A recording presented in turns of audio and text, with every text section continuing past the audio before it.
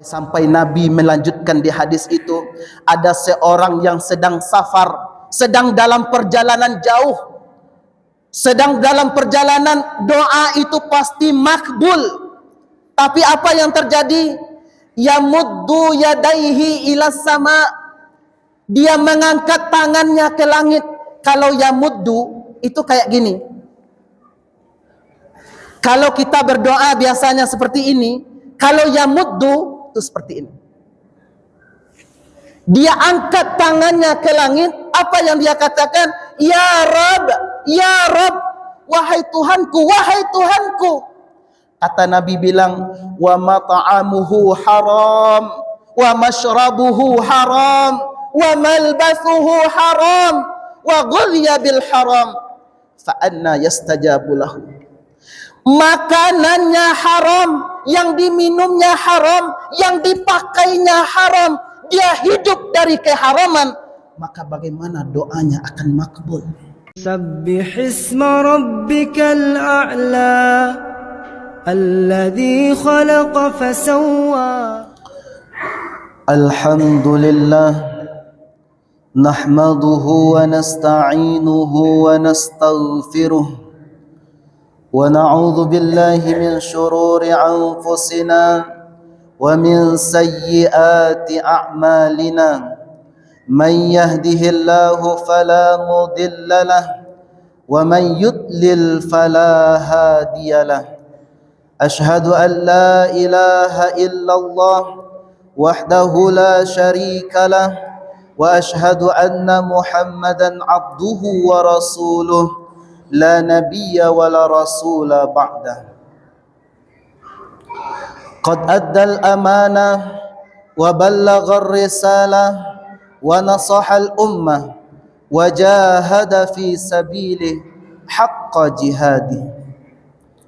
Assalatu wassalamu ala nabiyyina al-mustafa Muhammadin sallallahu alaihi wasallam wa ala alihi wa sahbihi wa man salaka sabilahu wahtada bihudahu ila yaumiddin. Jama'atal jumu'ah arsyadakumullah, usikum wa nafsi bitaqwallah, wa man yattaqillaha yaj'al lahu min amrihi yusra wa yarzuquhu min haitsu la yahtasib, wa man yattaqillaha yu'zim lahu ajra. Qala Allah Ta'ala fil Qur'anil Karim, a'udzu billahi minasy syaithanir rajim. Bismillahirrahmanirrahim.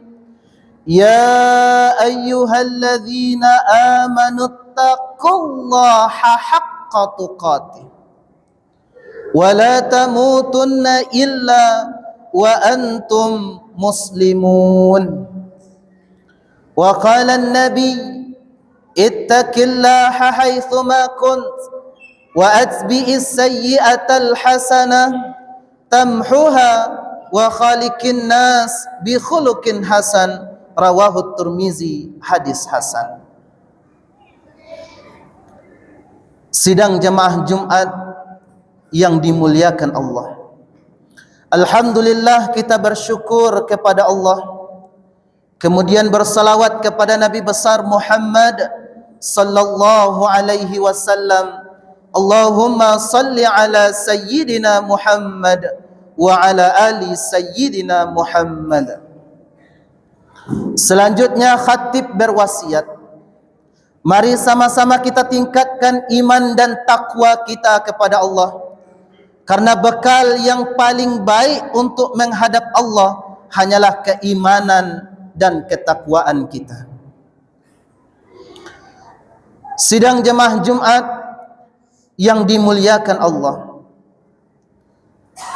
judul khutbah kita pada siang hari ini yaitu mengkonsumsi makanan, minuman yang halal lagi thayyib. Sebagai landasan khutbah kita, mari kita menyimak firman Allah di dalam surah Al-Baqarah ayat 168. A'udzu billahi minasyaitonir rajim. Bismillahirrahmanirrahim. Ya ayyuhan nasu kulu mimma fil ardi halalan thayyiba. Wahai sekalian manusia, makanlah, minumlah, konsumsilah makanan minuman yang halal lagi thayyib yang Allah sediakan di muka bumi ini. Halal setidaknya dari dua segi. Pertama, halal zatnya. Halal zatnya. Maka Allah menyampaikan dalam Al-Quran, innama harrama alaikumul maitata waddama walahmal khinzir. Babi, lahmal khinzir itu haram zatnya. Maka yang pertama yang harus kita perhatikan, makanan kita wajib halal zatnya. Yang kedua, halal cara mendapatkannya. Walaupun zatnya halal, cuma didapatkan dengan cara yang haram, maka dia tetap haram. Ustadz Adi Hidayat yang sangat kita kenal di Indonesia ini, hafal Al-Quran 30 juz di dalam dadanya, sampai tahu letak ayatnya, barisnya, hafal banyak hadis, mulai dari Sahih Bukhari, Sahih Muslim dan banyak kitab hadis, hafal banyak kitab-kitab tafsir dan kitab yang lainnya. Beliau itu dijaga makanannya oleh orang tuanya. Ibunda Ustadz Adi Hidayat kalau mau beli ayam di pasar itu ditungguin, lihat yang potong ayam ini pakai baca basmalah atau tidak. Sampai begitunya beliau ingin agar yang masuk ke dalam mulut anak itu adalah yang halal. Makanya bisa sampai sekelas Ustadz Adi Hidayat seperti itu, makanannya dijaga oleh orang tuanya. Kita lihat bukti lain. Di Jawa ada sebuah pesantren yang kiainya bercerita, kata kiainya, ada seorang anak yang masuk pesantren beliau, yang mana keunggulan pesantrennya itu adalah tahfiz Quran, hafalan Quran. Masuk anak ini, itu sudah 1 bulan, teman-temannya yang lain itu sudah sampai surah Al-Mutaffifin hafalannya. Tapi anak ini wajahnya tuh nampak anak cerdas. Kenapa surah An-Naba yang 40 ayat belum juga hafal-hafal? Sudah 1 bulan belum juga hafal. Dibacanya Bismillahirrahmanirrahim. Amma yatasaalun 'anin naba'il 'azim.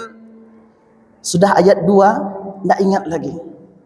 Ini dari kelihatannya anak ini anak cerdas. Kenapa kok baru ayat 1, 2 sampai 10 enggak ingat lagi? Ditanya sama pemilik pesantren ini, "Nak, orang tuamu kerjanya apa?" Kata pemilik pesantren, "Orang tuamu kerjanya apa, Nak?" Kata anak ini menjawab, "Pak Kiai, orang tua saya itu kerjaannya seorang rentenir." Ayahnya kerjanya seorang rentenir yang tukang nagih hutang. Pinjam 1 juta, bayar 1.500.000. Ayahnya tukang nagih hutang. Apa kata Pak Kiai bilang? Oh, ini masalahnya. Pak Kiai diteleponnya orang tuanya, diteleponnya ayahnya. Apa kata Pak Kiai? Wahai ayah, untuk anakmu ke depannya, nggak usah kirim lagi belanjanya, nggak usah kirim lagi uang untuk makannya. Terus bagaimana? Biar pesantren yang menanggung biaya makannya, belanjanya sehari-hari. Di stop. Akhirnya 1 bulan berikutnya, yang anak tadi nggak hafal an-naba saja, 1 bulan berikutnya bahkan dia duluan lebih hafal juz 30 daripada temannya. Kenapa?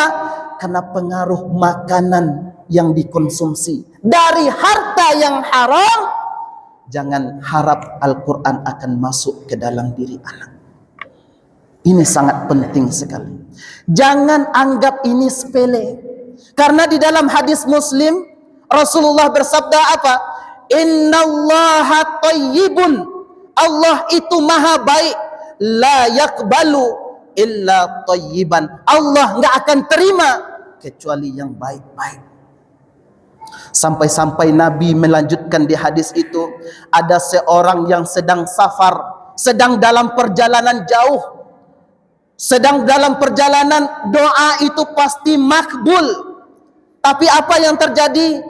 Yamuddu yadaihi ila sama. Dia mengangkat tangannya ke langit.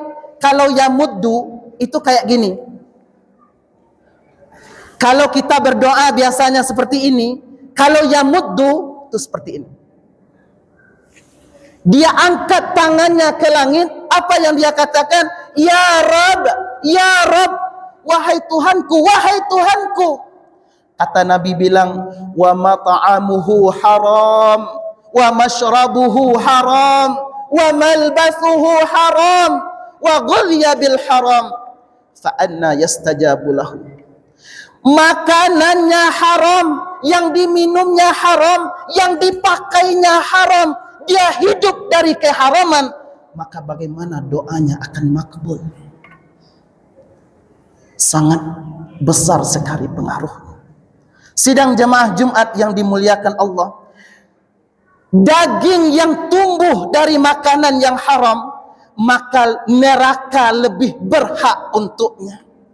Maka kita sebagai ayah, sebagai kakek, sebagai orang tua, lihat betul, jangan sedikit pun makanan, minuman, harta yang haram itu masuk ke rumah kita. Coba kita lihat bagaimana makanan yang halal itu sangat bermanfaat. Di kota Kufah, ini kisahnya masyhur dari guru-guru kita, dari riwayat-riwayat, dari sirah-sirah. Di kota Kufah ada seorang pemuda namanya Bashir.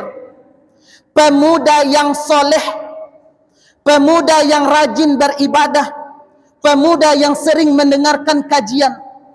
Suatu ketika pulang dari wirid, dari kajian, pulang seperti kita sekarang, pulang.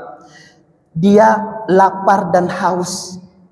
Berhenti dia di tepi sungai untuk meminum air. Airnya jernih. Dia minum air sungai. Ketika dia minum air sungai, hanyutlah sebuah apel. Apel hanyut. Dia ambil karena perut sedang lapar, dimakannya. Sudah termakan setengahnya, baru dia ingat, apel ini halal atau haram? Dalam kaidah fikih, dalam ilmu fikih, ada ulama yang membahas, kalau buah itu, ini umpama misalnya, ini ada ladang buah apel misalnya. Kalau pohonnya condong keluar kotak ladang apel tadi, maka buahnya ini jadi hak publik, hak umum. Nanti misalnya kalau ada jamaah yang tanam pohon mangga di depan rumahnya, pohon mangga tuh condong ke buahnya ke halaman tetangga. Jangan nunggu tetangga minta, datangi tetangga, bilang sama tetangga, Pak, ini mangga memang saya yang tanam, tapi buahnya condong ke rumah bapak, nggak usah nunggu minta. Kalau dia berbuah, silahkan ambil. Itu kaidah di dalam fikih. Kalau dia sudah jatuh keluar dari kotak tempat ladangnya, maka itu jadi hak publik. Jangan samakan dengan ayam nanti. Karena kalau ayam masuk ke halaman tetangga, hukumnya berbeda. Ini buah. Maka di dalam fikih itu jadi hak publik. Apalagi yang dia minum, Bashir nih, dia ketemu buah yang sudah jatuh keluar, hanyut lagi di bawah air, dia makan. Seharusnya di dalam fikih itu boleh. Tapi setelah dia makan, karena ini pemuda yang soleh dan wara', teringat dia, oh, yang diajarkan oleh guru tadi ketika wirid, kok saya rada-rada lupa. Pasti sebabnya gara-gara makan apel. Akhirnya dia ingin supaya apel ini dihalalkan juga oleh pemilik apel. Dia jalan telusuri sungai. Nampak di depannya ada kebun apel. Pasti di sini nih, karena ada buahnya yang condong ke sungai. Dia ketuk pintu. Assalamualaikum. Dia minta supaya yang punya kebun apel yang di dalam rumah tadi, di dalam gubuk tadi, untuk menghalalkan separuh apel yang dia makan. Ketuk pintu. Assalamualaikum Pak, saya ingin menyampaikan saya dapat apel tadi di sungai. Ketika saya minum, saya ambil, lalu saya sudah makan setengahnya. Saya minta dihalalkan yang setengahnya. Apa jawab yang tinggal di sana? Maaf, apel ini bukan kebun saya. Saya hanya penjaga kebun. Yang punya apel ini tuh tinggalnya jauh di kota Kufah. Perjalanannya bisa memakan waktu sehari semalam. Akhirnya pemuda ini karena ingin apel ini halal juga, apa yang dia lakukan? Dia berjalan dengan cepat supaya cepat sampai di kota Kufah, supaya bisa menemukan pemilik apel ini. Sampai di sana dia ketuk pintu, dia sampaikan hajatnya supaya bapak tadi menghalalkan apel yang dia makan. Dia lihat, bapak ini lihat, ini pemuda-pemuda soleh.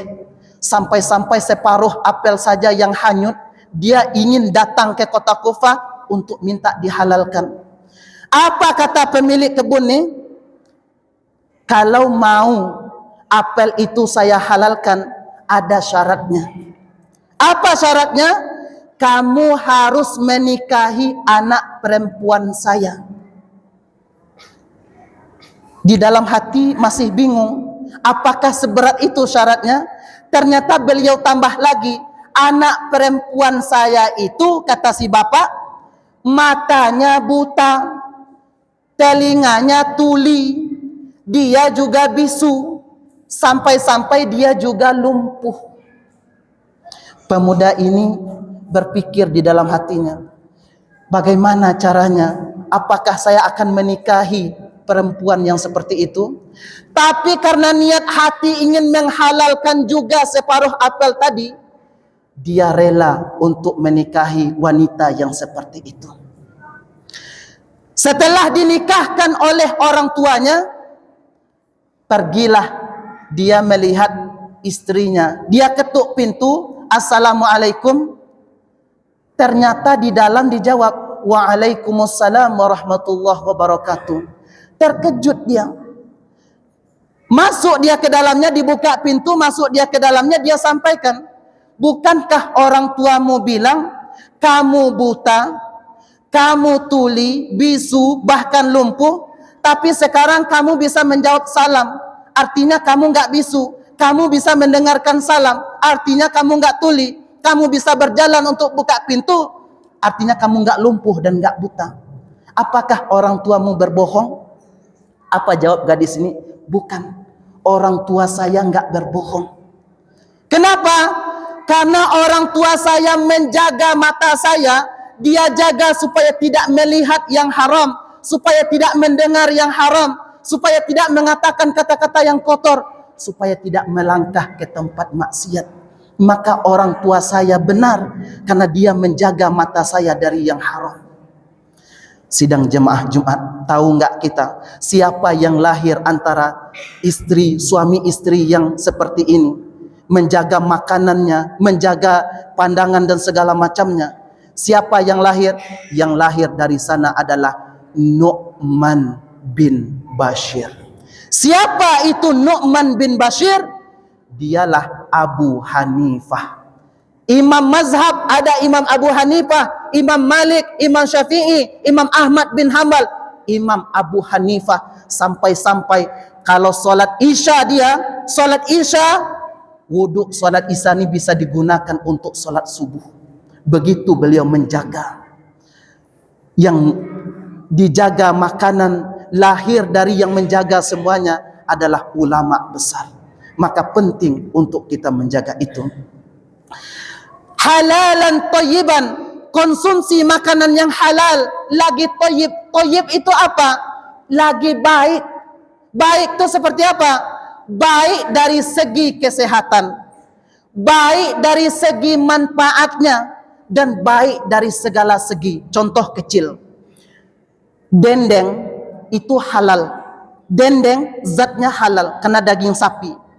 Kita dapatkan dari yang halal karena uang yang kita gunakan yang halal. Tapi dendeng ini dikasih untuk anak yang umur 2 bulan. Kira-kira thayyib atau tidak? Belum tentu thayyib. Maka lihat makanan kemasan sekarang, bahkan ada teh misalnya dikemas itu bisa sampai 1 tahun 2 tahun tahan. Belum tentu thayyib. Maka lihat makanan yang halal lagi thayyib. Semoga khutbah yang singkat ini bisa bermanfaat dan bisa kita amalkan dalam kehidupan kita sehari-hari. Barakallahu li wa lakum fil Qur'anil azim wa nafa'ani wa iyyakum bima fihi minal ayati wa dzikril hakim wal 'asr innal insana lafi khusr illa alladhina amanu wa 'amilus solihati wa tawasaw bil haqq wa tawasaw bis sabr wa qur rabbighfir warham wa anta khairur rahimin.